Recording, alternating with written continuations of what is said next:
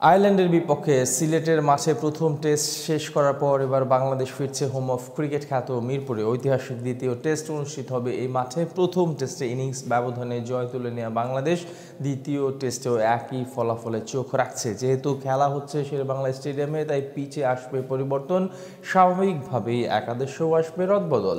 তবে দ্বিতীয় ম্যাচে কারা থাকবেন একাদশে, বিস্তারিত প্রতিবেদনে।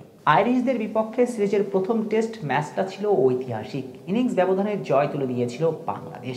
এই ফলাফল সাধারণত দেখা যায় না। টেস্ট ক্রিকেট ইতিহাসে সব মিলিয়ে 24 বার জয় পেয়েছে টাইগাররা। এর মাঝে মাত্র চতুর্থবারের মতো ইনিংস ব্যবধানে জয় এসেছে এবার। মাহমুদুল হাসান জয়ের অসাধারণ এক ইনিংসের ওপর ভর করে প্রথম টেস্টের টাইগারদের জয় ছিল ইনিংস ও 47 রানের। এমন জয়ে ফুরফুরে মেজাজেই বাংলাদেশ দ্বিতীয় টেস্টেও স্বপ্ন দেখছে বড় জয়ের। যদিও সিলেটের মাঠ আর মিরপুরের মাঠ এক নয়, সিলেটে স্পোর্টিং পিচ বানানো হলেও মিরপুরে যে তৈরি করা হবে স্পিন বান্ধব উইকেট। দ্বিতীয় টেস্টে তাই একাদশে পরিবর্তন আসা অনেকটাই নিশ্চিত। আগামী 19 তারিখ মিরপুরে অনুষ্ঠিত হবে সিরিজের দ্বিতীয় ও শেষ টেস্ট। তবে কি দলে ফিরছেন জাকির আলী? কেমন হবে সেরা একাদশ, সেটাই এখন দেখে নেওয়া যাক।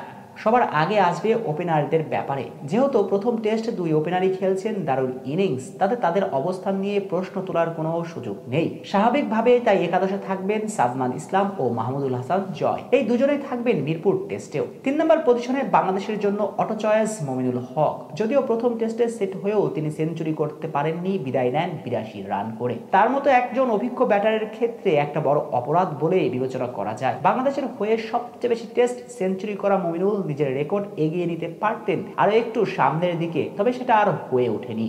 ক্যাপ্টেন হয়ে দলে ফিরে সেঞ্চুরি করে বসলেন শান্ত। দলকে সামনে থেকে নেতৃত্ব দেওয়ার জন্য তার জুড়ি মেলা ভার। ক্যাপ্টেন হয়ে এলেন, জ্বলে উঠলেন আপন শক্তিতে। তিনি থাকবেন 4 নম্বর পজিশনে। এদিকে নাম্বার 5 পজিশনটা অবধারিতভাবেই অভিজ্ঞ মুশফিকের জন্য।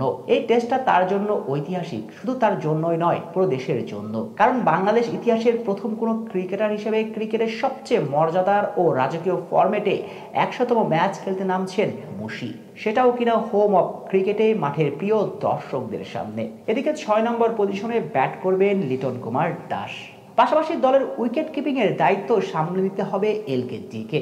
7 নম্বর পজিশনে দলে আসতে পারেন একজন বাড়তি ব্যাটার। যেহেতু খেলা মিরপুরে, তাই একজন বেশি ব্যাটার নেওয়া হতে পারে দলে। যদি তাই হয় তবে দলে ঢুকবেন জাকির আলী অনিক। তিনি দলে এলে বাদ পড়বেন নাহিদ রানা অথবা হাসান মাহমুদের মাঝে একজন। মিরপুরে দুজন পেসার তেমন জরুরি নয়, সেজন্য একজন বাড়তি ব্যাটার নিলেও অবাক হবার কিছুই থাকবে না। তাতে করে একাদশে থাকা বাকি 3 জন হবেন মেহেদী হাসান মিরাজ, তাইজুল ইসলাম ও হাসান মুরাদ। সবকিছু ঠিকঠাক থাকলে এই একাদশ নিয়ে মাঠে নামতে পারে বাংলাদেশ।